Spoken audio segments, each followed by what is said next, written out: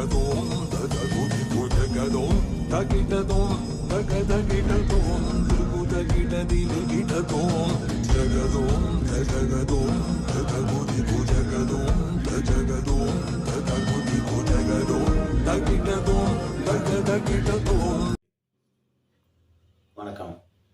உலக மக்கள் அனைவருக்கும் வணக்கத்தையும் நன்றியும் தெரிவித்துக்கிறேன்.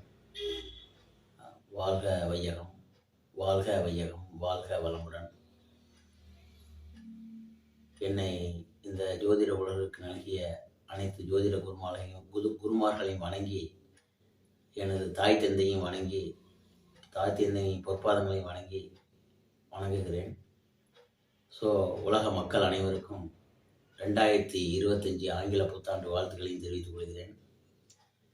ஸோ மனிதநாடி சேனல் மக்கள் நேயர் அனைவர்களுக்கும் எனது புத்தாண்டு வாழ்த்துக்களையும் 2025 ஆண்டு எல்லாவித நன்மைகளும் சிறப்பாக இருக்க வேண்டும் என்று வாழ்த்தி வணங்குகிறேன்.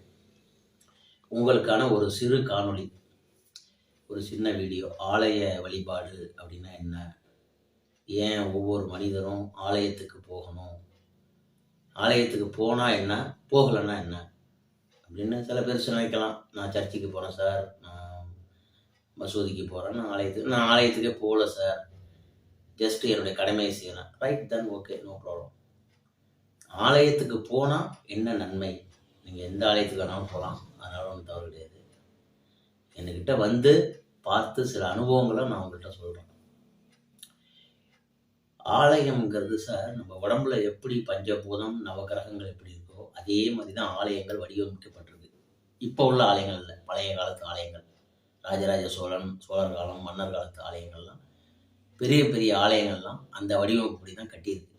அதுமாரி நட்சத்திரத்துக்கு உண்டான ஆலயங்கள், திதிக்கு உண்டான ஆலயங்கள், கரணத்துக்கு உண்டான ஆலயங்கள், ஒவ்வொரு கரணத்துக்கு உண்டான ஆலயங்கள், அதுமாதிரி ஒரு ஜாதகத்தில் பஞ்சபூத தத்துவத்தில் நிலம், நீர், காற்று, ஆகாசம், அதுக்குண்டான ஆலயங்கள் எல்லாம் ஒரு மனிதனுடைய உடம்புல அங்கே கட்டு, அதாவது உடம்புல எப்படி இருக்காங்களோ அவங்களுடைய வாழ்க்கைக்கு ஏற்ற மாதிரி அந்த ஆலயங்கள் அமையணும், ஒவ்வொரு ஊர்லேயும் ஒவ்வொரு இடத்துலையும் அமையணும் அப்படின்னு சொல்லி பிரபஞ்சமே, இறைவனே அந்த காலத்தில் கட்டியிருக்காங்க. ஸோ இந்த ஆலயம் ஏன் நான் போகணும் அப்படின்னா, ரொம்ப பேருக்கு குலதெய்வமே தெரியல சார். ஏன் இதை சொல்ல வரேன்னா, என்னுடைய கிளைண்ட்டுகள் வந்து நிறைய பேர் இருக்காங்க. அதாவது Malaysia, Singapore, Australia, America, London, UK, இந்த மாதிரி வந்து லாஸ்ட் டைம் கூட சவுதியிலேருந்து பேசுனாங்க. ஃபாரின்னா இப்போ மலேசியா, சிங்கப்பூரில் போய் பரம்பரையாக அவங்க அப்பா காலம், தாத்தா காலத்தில் போய் செட்டில் ஆனவங்க திருப்பி அவங்களால ஊருக்கு வந்து அவங்க என்கிட்ட ஜாதகம் பார்க்குறப்ப சொல்கிறாங்க, உங்களை குலதெய்வம் என்னன்னு கேட்டால் தெரியல சார், எங்கள் அப்பா காலத்தில் போனாங்க, நாங்கள் இது வரைக்கும் போனதில்லை. சார் இந்தியா வந்திருக்கீங்களா? வந்திருக்கோம் சார். வந்தால் அங்கெல்லாம் போகிறதில்ல சார், வர்றாங்க, சென்னை வராங்க, திருச்சி வராங்க, எங்கேயோ அவங்க ஊருக்கு வந்துட்டு அப்படியே போயிடுறாங்க. ஒரு சில பேர்கிட்ட நான் என்னுடைய கிளைண்ட்டுகளுக்கு ஜாதகம் பார்த்து அவங்கள்ட்ட இந்த மாதிரி குலதெய்வத்துக்கு போக சொன்னேன். உங்கள் குலதெய்வம் சாமி இன்ன சாமியாக தான் இருக்கும். அவரை நார்மலாக கேட்டால், இல்லை சார் நாங்கள் இங்கே மலேசியாவில் உள்ள முனீஸ்வரனை கும்பிட்றோம், கருப்புசாமியை கும்பிட்றோம் அப்படின்னு தான் தெரியும் எங்களுக்கு, இல்லாட்டி மலேசியா 10 மலை முருகனை போய் கும்பிட்றோம் அப்படின்னு தான் சொல்கிறாங்க. ஒழிஞ்சு நார்மலாக உங்களுக்கு குலதெய்வம் என்னான்னு தெரியல. ஒரு 3 ஜென்ரேஷன் 4 ஜென்ரேஷன் முடி போனவங்களுக்கு குலதெய்வம் என்னான்னு தெரியல. ஏன் அந்த குலதெய்வத்தை பற்றி உங்களுக்கு நான் சொல்ல வரேன்னா, ஒரு மனிதன் வாழ்க்கையில் நல்லா இருக்காரு, அவருக்கு எந்த ஒரு பிரச்சனைனாலும் முன்னாடியே சொல்லி கொடுக்குதுன்னா முதல்ல உங்கள் குலதெய்வம் வந்து நிற்கும். இது நிச்சயமான உண்மை, சத்தியமான உண்மை. அவருக்கு நம்ம கிளைண்ட்டுக்கு அவருக்கு சொன்னேன், அவர் அமெரிக்காவில் இருக்கார், அவருக்கு சொன்னேன். அவர் வந்து 3 தலைமுறை அங்கே போயிட்டார், ஒரு குலதெய்வம் தெரியல. இந்த மாதிரி இந்த குலதெய்வம் உங்களுக்கு இந்த இடத்துல, இந்த ஊருன்னு குறிப்பிட்டு 2-3 ஊர் ஸ்பெசிஃபிக் பண்ணி இந்த ஊரில் தான் இருக்கும், இந்த ஊர் கொண்ட இடம் உங்கள் ஊர். ஆமாம் சார், இந்த ஊரில் காரைக்குடி பக்கத்தில் இந்த ஊரில் இருக்காங்க, இந்த இடம் இருக்குது அப்படின்னு சொல்லி சொன்னாங்க. அந்த ஊருக்கு போங்க, சாமி தரிசனம் பண்ணிட்டு வாங்க. இந்த முறை நீங்கள் அமெரிக்காவிலேருந்து இந்தியா வந்தீங்கன்னா எல்லா ப்ரோக்ராம் பண்ணுங்கள், பட் கண்டிப்பாக குலதெய்வத்துக்கு போகணும் அப்படின்னு சொல்லி சொன்னேன். வந்தார், குலதெய்வத்துக்கு போனார். போயிட்டு ஒரு 2 மந்த் கழிச்சு எனக்கு கால் பண்ணுறாரு. இங்கே வந்தார், அந்த நம்ம சொன்னபடி குலதெய்வத்துக்கு போனார். 2 மந்த் கழிச்சு எனக்கு கால் பண்ணுறாரு.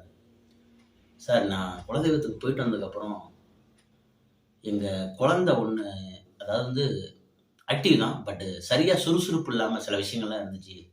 குலதெய்வம் போயிட்டு வந்து நீங்கள் சொன்ன மாதிரி சில விஷயங்கள் கொண்டு போய் குலதெய்வ சாமி கோயிலில் வேண்டி கொண்டு போய் கட்டிட்டு வந்தேன். நான் போயிட்டு வந்ததுலேருந்து என் குடும்பம் வந்து இப்போ ஆக்டிவாக இருக்குது, என் குழந்தை நல்லா இருக்குது, நான் மறுபடியும் இனிமே எப்போ வந்தாலும் அந்த இடத்துக்கு நான் போக மாட்டேன் சார். அது எனக்கு நீங்க தெரிஞ்சு சொன்னீங்களோ, தெரியாம சொன்னீங்களோ, அந்த குலதெய்வம் எங்க குலதெய்வமா நினைச்சு நான் அந்த இடத்துக்கு போயிட்டு வரேன் சார்ன்னு உலகத்துல உள்ள அனைத்து அதாவது வந்து வெளிநாட்டு மக்கள் அனைவரும் தெரியாதவங்க இந்த மாரி நெறைய பேர் இருக்காங்க. தெரிஞ்சு போயிட்டு வந்தவங்க அந்த இடத்துக்கு போயிட்டு வந்தது அவர் நிம்மதியா இருக்குன்னு சொல்றாரு. போயிட்டு வந்து 2 மாசம் கழிச்சு என் குடும்பமே ஆக்டிவா இருக்கு சார். இதுக்கு என்ன காரணம்? அவர் குலதெய்வம் அவர் வீட்டுக்கு வாசம் செய்ய ஆரம்பிச்சுச்சு.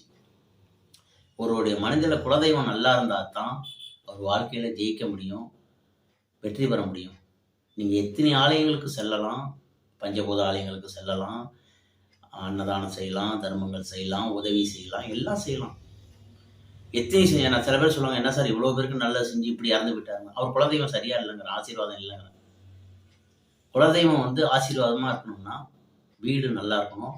குலதெய்வத்த வருஷத்துக்கு ஒரு முறையாவது இப்ப வெளிநாட்டுல உள்ளவங்க, வருஷத்துக்கு ஒரு முறையாவது வந்து இந்தியா வர்றப்ப கண்டிப்பா போகணும். ஊர்ல உள்ளவங்க ஒரு 6 மாசத்துக்கு ஒருக்கா, 1 தடவ ஒருக்கா, 1 இயர்க்கு ஒருக்கா போய் சாமி தரிசனம் பண்ணிட்டு வரணும். இப்படி இருந்தா ரொம்ப நல்லது.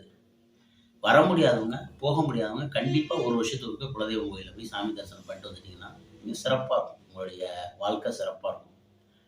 ஏன் இத உங்களுக்கு சொல்றேன்னா, குலதெய்வம் வந்து ஒரு மனிதன எந்தெந்த விதத்தெல்லாம் காப்பாத்தி கொண்டு வரணுமோ, ஒரு மனிதன் இறக்கும் தருவாயில கூட யமதர்மராஜா போய் குலதெய்வத்திட்ட உத்தரவு வாங்குமாம். "சார் உங்க புள்ள இந்த மாரி இருக்கு. உங்க வம்சத்தில சேர்ந்தவன் இந்த மாரி இருக்காரு. உங்க குழந்தையோட ஆயுள் காலம் முடியுது" அப்படின்னு போய் யமதர்மராஜா கூட போய் அங்க உத்தரவாதம் வாங்குமாம். குலதெய்வம் சொன்னா தான், குலதெய்வம் வழிவிட்டா தான் நீங்க உங்களுடைய உயிர் பறிபோகுங்கிறேன். ஸோ மறந்துறாதீங்க. குலதெய்வங்கிறது வந்து ரொம்ப ரொம்ப இம்பார்ட்டன்டான ஒரு விஷயம். இங்க சென்னையில இருந்தாலும் சரி, லோக்கல்ல கோயம்புத்தூர்ல இருந்தாலும் சரி, தமிழ்நாட்டுல இருந்தாலும் சரி, இல்ல வேர்ல்டுல எந்த கண்ட்ரில நீங்க இருந்தாலும் சரி.